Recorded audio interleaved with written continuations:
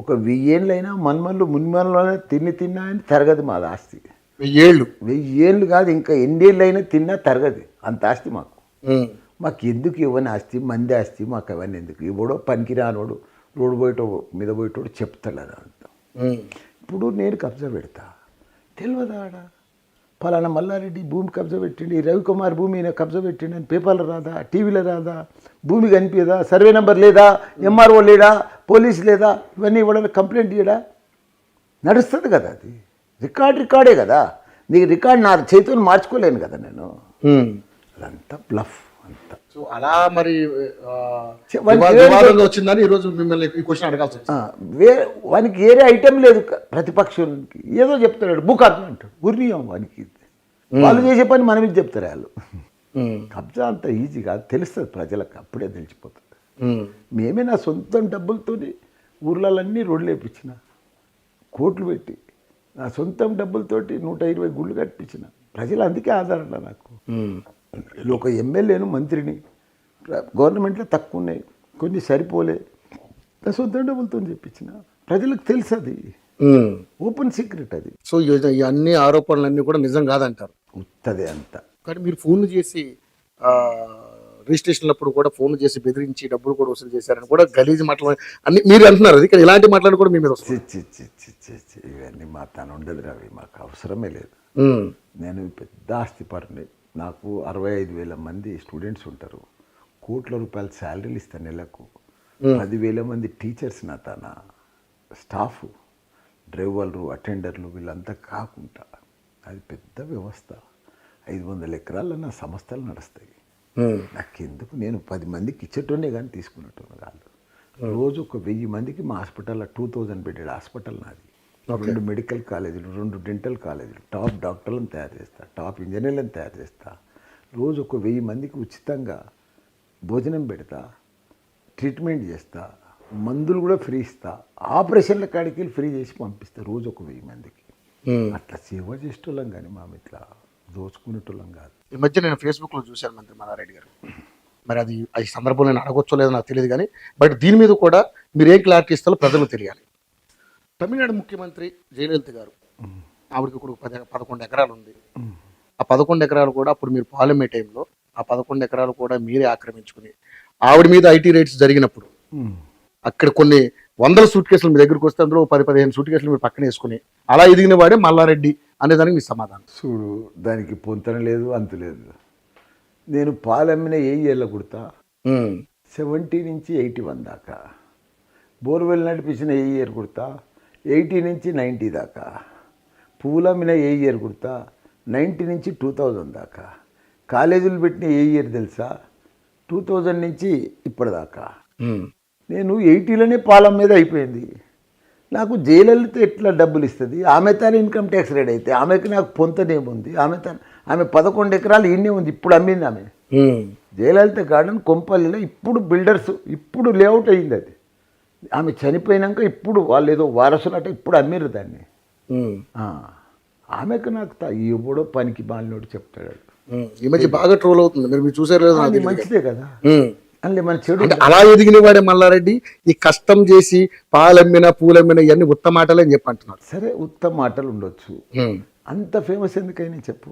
ఉత్తమ మాటలు ఎప్పుడైనా ఫేమస్ అయితే నేను మంచి వరల్డ్ క్లాస్ డాక్టర్లను తయారు చేస్తా, వరల్డ్ క్లాస్ ఇంజనీర్లను తయారు చేస్తా, మంచి ఫార్మసిస్టులను తయారు చేస్తా. అందుకు ఫేమస్ అయిన నేను. ప్రతి ఓడు నాది ప్రజలు, స్టూడెంట్స్, మహిళలు, యూత్ ఇంట్రెస్ట్గా వింటారు. చాలా మోటివేషనల్ స్పీకర్ నేను. ప్రపంచంలో నేను ఏది మాట్లాడినా యువత కోసం మాట్లాడతా. వాళ్ళు ఎట్లా సక్సెస్ కావాలి, వాళ్ళు ఎట్లా గొప్పలు కావాలి, ఎట్లా చదువుకోవాలి, ఎట్లా పెళ్లి చేసుకోవాలి, ఎట్లా లవ్ చేయాలి, ఇవన్నీ వాళ్ళకి పర్ఫెక్ట్గా చెప్తాను నేను. ఎట్లా లవ్ చేయాలో కూడా మీరు చెప్తారా? చెప్తా అన్నీ చెప్తాను నేను. అన్నీ చెప్తానే సక్సెస్ అయినా. యూత్కు ఎట్లా పైకి రావాలి, ఎప్పుడు జాబ్ చేయాలి, ఎప్పుడు లైఫ్ పార్ట్నర్ చూడాలి, అన్నీ చెప్తాను నేను. అందుకే వాళ్ళు నచ్చుతారు నన్ను. ఇందాక మీరు 1000 తరాలు తిన్నా తరగని ఆస్తి సంపాదించి అంటున్నారు. ఎలా వచ్చింది సార్ ఈ ఆస్తి అంతా? చూడు, నేను భూములు కొన్నా, అవన్నీ ₹1,00,000 20,000కి ఎకరం కొన్నా. ఫస్ట్ మైసమ్మగూడలో 20,000కి ఎకరం కొన్నా. మా అమ్మమ్మ ఊళ్ళో 89 నీకు ఇయర్తో పాటు చెప్తా. ఇవాళ 20,000 చెప్తే అది ఇవాళ 5 కోట్లు అయింది. ఒక ఎకరం. ఎకరం అట్లా 99లా సత్యములకు 300 ఎకరాలు అమ్మిన, 20,000 ఎకరా ఉన్నది 2 లక్షలకు అమ్మిన. ఓ. అంటే 6 కోట్లు వచ్చింది అప్పుడు. ఏం చేయాలనో అర్థం కాలే, 6 కోట్లు ఒకటే చెక్ ఇట్లా వచ్చింది 99లా. అట్లా అమ్ముకుంటా కొనుక్కుంటా వస్తూ ఉంటే ల్యాండ్లో బిజినెస్లో పెట్టి కొంటే లక్షకు కొన్నాం, 50,000 కొన్నాం. అది పెరుగుతూనే ఉంది, ఇలా కోట్లలో అయిపోయింది. మనం ఏం చేస్తాం దాన్ని? అదే అది మీ అదృష్టంగా భావిస్తారా? అంతే కదా, పిల్లల అదృష్టం. పిల్లల అదృష్టం.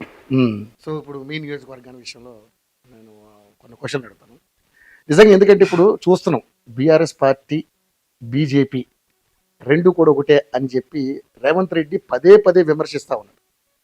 నిజంగానే అటువంటి పరిస్థితులు ఉన్నాయి. లేదంటే కవితను ఎందుకు లిక్కర్ స్కామ్లో అరెస్ట్ చేయలేదు? ఇదే మీ అందరికీ ప్రజలు నమ్మే ప్రయత్నం చేస్తారు, ప్రజలు కూడా నమ్మే పరిస్థితులు ఉన్నారని చెప్పి అంటున్నారు. చూడు, రేవంత్ రెడ్డి చెప్పింది ఏదైనా నిజం చెప్తాడు వాడు బక్వాజ్ కాడు, వాడు దొంగ. వాడు చెప్పిన మాటలేందా వేదమా? వాడు చెప్పింది వాడు ఏదైనా కరెక్ట్ మాట్లాడతాడా? ఏది మాట్లాడు? మోసకాడయా, ఓటుకు నోటు కేసు. ఆయనను కట్టుకొని ఆయన మాట్లాడితే ఆయన చెప్పేది వేదమా? అంటే ఆయన ఏదో మామూలు మనిషి కాదుగా తీసేయడానికైనా. పిసిసి ఎంపీ అయిపోయాడు, ఏదో పిసిసి కొనుక్కున్నాడు, ఓడి సీట్లు అమ్ముకుంటున్నాడు, పెద్ద మనిషి. మన బ్యాక్గ్రౌండ్ ఏంది? నువ్వు బ్లాక్ మెయిలర్, ఆయనను పట్టుకొని నువ్వు పెద్ద బ్యాక్గ్రౌండ్ పెద్ద మనిషి లెక్క మాట్లాడతావు. ఓకే. బీజేపీ పిఆర్ఎస్కి ఎట్లా దోస్తుంటుంది? ఏ లెక్క దోస్తున్నది? ఎల్ల పార్ట్నర్షిప్ ఉంది, ఎల్ల కలయిక ఉంది? ఏడలేదు, ఉండదు కూడా. ఇవన్నీ కూడా ఆరోపణలు అంటారు. అంతే కదా. మళ్ళా ఏదో చిన్న పిల్లలు మాట్లాడుకున్నట్టు అంటే ఈ విషయంలో వాళ్ళు బలంగా ఎందుకు చెప్తున్నారంటే కవితని అరెస్ట్ చేస్తారు, అదుగో అరెస్ట్ ఇదిగో అరెస్ట్ అని చెప్పి. కేసు కదా, ఈడి కేసు. వాళ్ళు ఎప్పుడు చేయాలనో అప్పుడు చేస్తారు, ఎప్పుడు చేయాలనో అది కంటిన్యూ ప్రాసెస్ కదా. ఓకే. వాళ్ళకు విట్నెస్లు ప్రూఫ్లు అన్నీ. ఒక కేసు అవుతుంది, ఒక జరుగుతుంది. ఇప్పుడు ఇన్కమ్ ట్యాక్స్ రేట్ అవుతుంది, అది కంప్లీట్ అయితే కదా అది అయ్యేది. ప్రాసెస్ నడుస్తుంది కదా. ఆ రోజు మరి మీ మీద రైడ్ జరిగింది, చాలా రైడ్స్ కదా. ఓకే. ఎలా దాన్ని ఎదుర్కొన్నారు? అది కొత్తగా ఏం కాదు కదా రైడ్ అనేది. చూడు, 3వ సారి నాకు రైడ్ అయ్యేది. అదేం పెద్ద మామూలు ఏం కాదు, ఎవరి పని వాడు చేసుకొని పోతారు. ఇన్కమ్ ట్యాక్స్ ఆ రోజు బీజేపీ చేయించిందని మీరు రాజకీయంగా మస్తుగా మాట్లాడతాము. రాజకీయంగా గద్ద కూడా మాట్లాడరా చెప్పు, గమ్ముతున్నది ఇది. ఇప్పుడు నా మీద ఇన్కమ్ ఆధారపూర్వకంగా మీరు విమర్శిస్తే దానికి ఒక పస ఉంటుంది. పస కాదు, ఎలక్షన్ మూమెంట్. ఎలక్షన్ ముందు నేను ఒక మినిస్టర్ను, మరి నాది రేడ్ చేస్తే ఎప్పుడు ఏ టైంలో అవుతుంది? బీజేపీ చేపిస్తుంది కదా. ఈడీ కూడా చేసారు, బీజేపీ చేస్తుంది కదా. మరి ఏ టైంలో చేస్తారు వాళ్ళు? ఖాళీగా ఉన్నప్పుడు చేయాలి కదా. స్టార్టింగ్లో ఎలక్షన్లు అయిపోగానే చేయాలి కదా, చేయలే. అంతే. కక్షపోతే జరిగి అంటారు. ఇప్పుడు మొన్న కాంగ్రెస్ వాళ్ళ మీద అయినాయి, పొంగులేటి మీద అయింది, కేఎల్ఆర్ మీద అయింది. మరి కక్షపూరితమేది అది కాదా? ఎలక్షన్స్ అంటే కదా. సో మీ నియోజకవర్గం